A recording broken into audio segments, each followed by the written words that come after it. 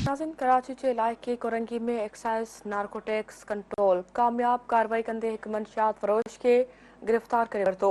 चिन्यूट अस्पताल वेझो कार्रवाई में घुर्बल मंशियात फरोश मोहम्मद तौसीफ़ खे गिरफ़्तार कयो वियो आहे।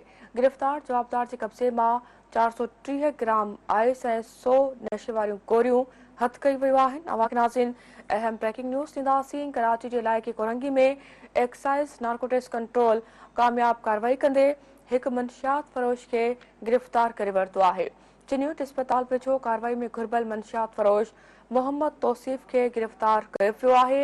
अवां खे ॿुधाईंदा हलूं, गिरफ़्तार जवाबदार जे कब्ज़े मां 430 ग्राम आइस ऐं 100 नशे वारियूं गोरियूं हथ कई वियूं आहिनि। नाज़रीन, अवां खे अहम ब्रेकिंग न्यूज़ ॾींदासीं। कराची जे इलाइक़े कोरंगी में एक्साइज़ नारकोटिक्स कंट्रोल कामयाब कार्रवाई कंदे हिकु मंशियात फरोश खे गिरफ़्तार करे वरितो आहे। चिन्यूट अस्पताल वेझो कार्रवाई में घुर्बल मंशियात फरोश मोहम्मद तौसीफ़ खे गिरफ़्तार कयो वियो आहे। गिरफ़्तार जवाबदार जे कब्ज़े मां 430 ग्राम आइस ऐं 100 नशे वारियूं गोरियूं हथ कई वियूं आहिनि।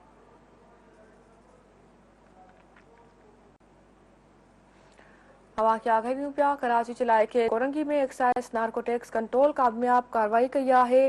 कार्रवाई कंदे हिकु मंशियात फरोश खे गिरफ़्तार करे वरितो। चिन्यूट अस्पताल वेझो कार्रवाई में घुर्बल मंशियात फरोश मोहम्मद तौसीफ़ खे गिरफ़्तार कयो वियो आहे। गिरफ़्तार जवाबदार जे कब्ज़े मां 430 ग्राम आइस ऐं 100 नशे वारियूं गोरियूं हथ कई वियूं आहिनि।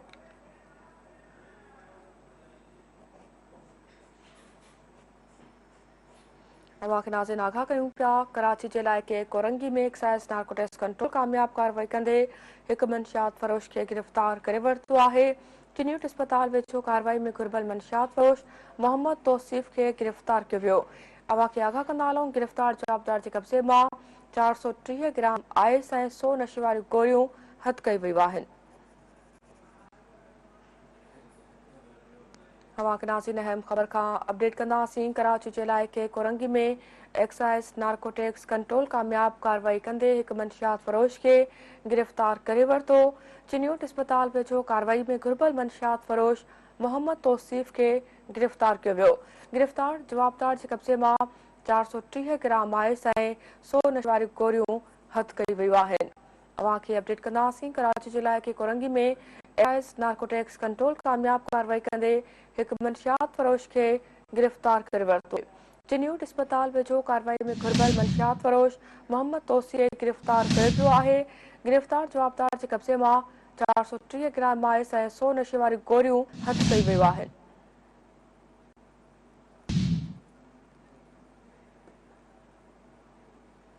नाज़रीन अहम ब्रेकिंग न्यूज़ अवां सां शेयर कंदा हलूं। कराची जे इलाइक़े कोरंगी में एक्साइज़ नारकोटिक्स कंट्रोल कामयाब कार्रवाई कंदे हिकु मंशियात फरोश खे गिरफ़्तार करे वरितो आहे। इन हवाले सां तफ़सील सां राब्तो कयो कराची में सिंध टीवी न्यूज़ जे चीफ रिपोर्टर फयाज़ कुरैशी सां। जी फयाज़, अपडेट कजो इन कामयाब कार्रवाई जे हवाले सां।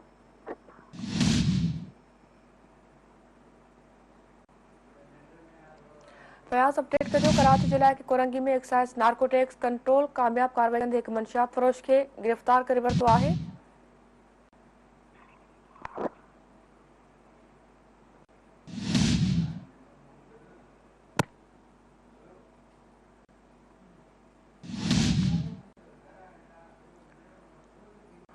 नाज़र राब्तो मुक़ता थी वियो आहे। अवां खे आगाह कंदासीं। कराची जे इलाइक़े कोरंगी में एक्साइज़ नारकोटिक्स कंट्रोल कामयाब कार्रवाई कंदे हिकु मंशियात फरोश खे गिरफ़्तार करे वरितो। चिन्यूट अस्पताल वेझो कार्रवाई में घुर्बल मंशियात फरोश मोहम्मद तौसीफ़ खे गिरफ़्तार कयो वियो आहे।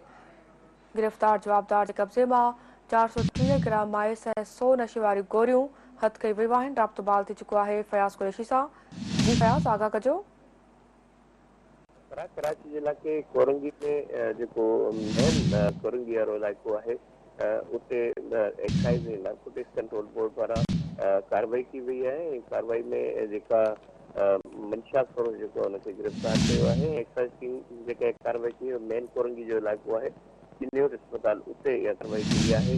असां मोहम्मद यूसुफ तौसीफ़ नाले जेको मंशियात फरोश हुनखे गिरफ़्तार कयो आहे। जवाबदार जे कब्ज़े मां 430 ग्राम आइस ऐं 100 जेको अदद नशे वारी गोरियूं ऐं हिन सां गॾोगॾु 58 ग्राम जेके वज़नी जेके गोरियूं हुयूं उहे हथ कई विया आहिनि। गिरफ़्तार जवाबदार सां कराची जे जेको पोल इलाइक़े में थींदड़ जेका या जेका डॉन्स पार्टीज़न हुन में नशे ऐं वरी गोरियूं इहो सप्लाई कनि जंहिंखे छा थियो आहे। ऐं जेको ओलह जो जेको इलाइक़ो आहे ज़िले मंगो पीर उते पिणु जेके 2 मंशियात फ़रोश जेके आहिनि मोहम्मद आलम ऐं इमरान उनखे गिरफ़्तार कयो। वटान पिणु 500 ग्राम जेका क्रिस्टल हेरोइन उहा थी वई आहे। मलीअ जो खुई ॻोठु आहे उन में पिणु हंटर स्टेडियम जे वेझो बदनाम ज़माना जेको मंशियात फ़रोश आहे उनखे बि छापो हणी उन मथां बि कार्रवाई कंदे 2 जवाबदार जेके आहिनि उते गिरफ़्तार करण जी कोशिशि कई जेके फरार थियण में कामयाब थी विया। वटान 42 जेके केडियूं क्रिश हेरोइन जेका लॻभॻि 480 ग्राम जेका हुनजो मिक़दार हुयो उहे बि जेका कयूं आहिनि। जवाबदारनि जे ख़िलाफ़ केस दाख़िल करे उन्हनि जे ख़िलाफ़ जांच कई पई थी वञे। एक्साइज़ खाते जो चवणु आहे त इन हवाले सां जेके कार्रवाई कई थी वञनि ताकी मंशियात जो जेको ख़ात्मो आहे उनजो यकीनी बणायो वञे ऐं नौजवाननि जे अज़ाब मां जान छॾाई वञे।